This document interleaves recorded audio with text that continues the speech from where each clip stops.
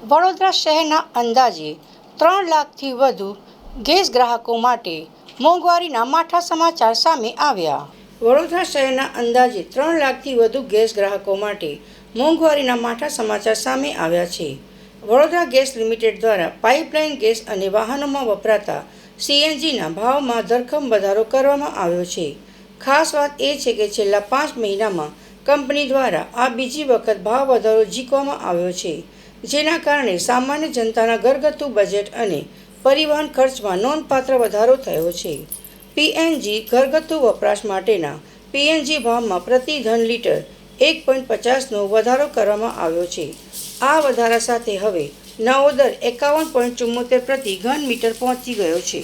CNG વાહન ચાલકો માટે સીએનજીના ભાવમાં પ્રતિ કિલોગ્રામ 1નો વધારો કરાયો છે. આ સાથે જ વડોદરામાં સીએનજીનો નવો ભાવ 83.95 પ્રતિ કિલો થઈ ગયો છે.